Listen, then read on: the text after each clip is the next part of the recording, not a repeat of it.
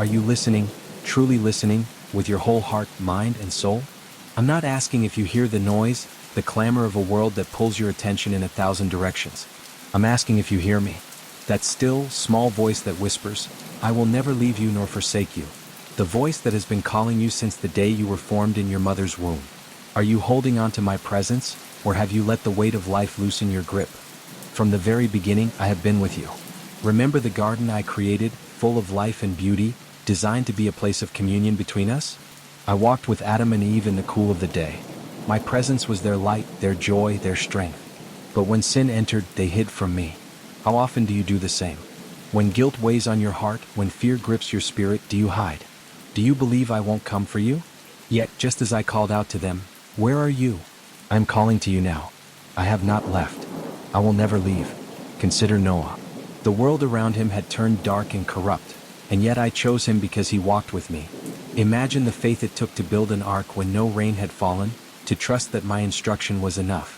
The floodwaters rose, but Noah and his family were safe because they obeyed my voice. Think about that. I didn't promise him an explanation, only my presence and guidance. Are you willing to trust me even when you don't see the full picture? Abraham is another example. I told him to leave everything he knew, his home, his land, his comfort, and go to a place I would show him. Not a detailed map, not a step-by-step plan, just a promise. I will bless you and you will be a blessing. And when he and Sarah waited years for the fulfillment of my promise of a son, did I fail them? No. Isaac was born, and through him, countless generations. My timing is perfect even when it feels delayed. Are you willing to wait, to trust that I am working in the unseen, even when your patience wears thin? And then there was Joseph. Betrayed by his own brothers, sold into slavery, thrown into prison for a crime he didn't commit. He could have thought I abandoned him, but I didn't. I was with him in Potiphar's house. I was with him in the prison. And I raised him up to the palace not just for his sake, but to save a nation. What about you? What trials are you walking through right now? Do you see them as the end of the story, or do you trust that I am working all things for your good?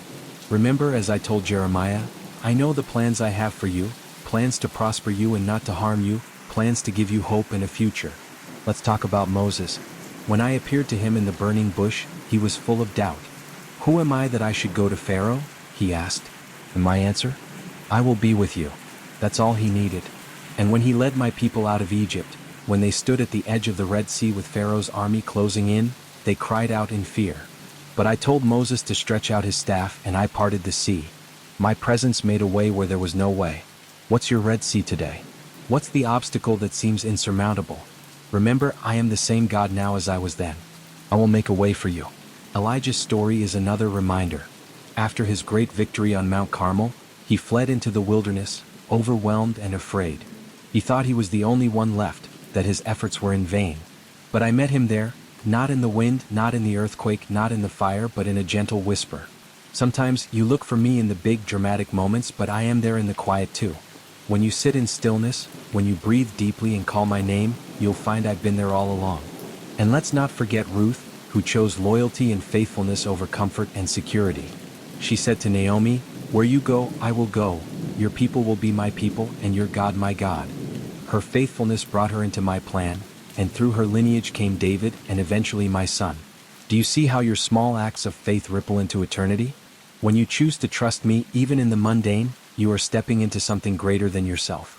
David is a shining example of what it means to live in my presence. He wasn't perfect, far from it. He sinned, he failed, but he always came back to me with a heart of repentance. When he wrote, "The Lord is my shepherd, I lack nothing," he wasn't living a life of ease. He wrote those words in the wilderness, on the run, in the face of danger. He trusted me as his shepherd, guiding him, providing for him, protecting him. Can you trust me like that? Even when you don't see the green pastures, can you believe they are ahead? Let's look at the New Testament. Peter, bold and brash, was sure of his loyalty to me. Yet he denied me 3 times.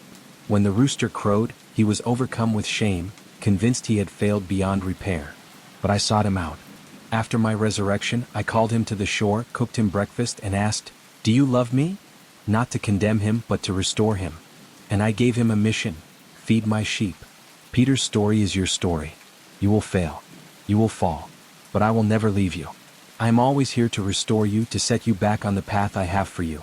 Now let's talk about your daily life. Every morning when you wake up, invite me in. Say, Lord, thank you for this day. Be with me in every step, every decision. Open my word. It's not just a book, it's life. Read the Psalms when you're discouraged, the Gospels when you need hope, Proverbs when you need wisdom. Let my word dwell in you richly. Practice gratitude. Look for my hand in the small things, a kind word, a moment of peace, the sunrise. Gratitude opens your heart to my presence.